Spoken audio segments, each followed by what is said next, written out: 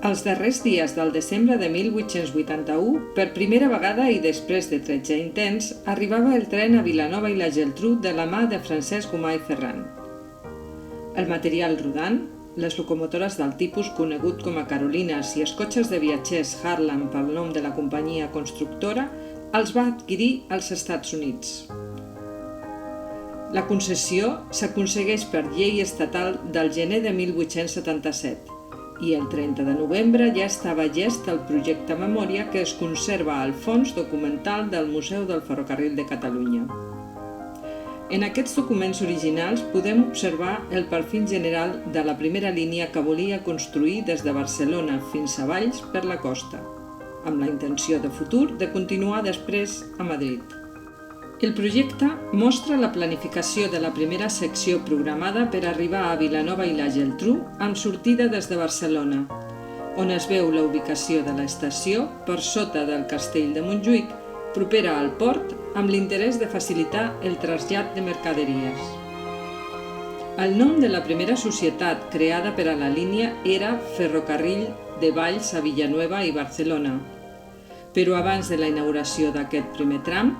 la petita empresa ja s'havia convertit en la Compañía de los Ferrocarriles Directos de Madrid y Zaragoza a Barcelona.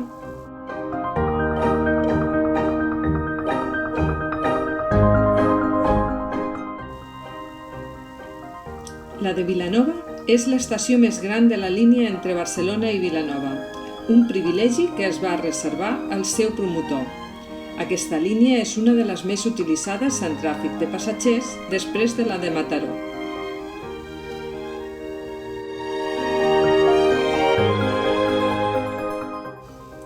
En els primers horaris comercials oficials podem veure quines eren les estacions del recorregut i el temps de marxa dels trens, amb una durada d'1 hora 33 minuts de Barcelona a Vilanova i d'1 hora i 35 minuts en sentit contrari.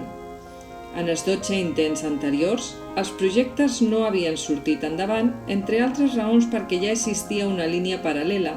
que des de Barcelona passant per Vilafranca tenia intenció d'arribar a Madrid.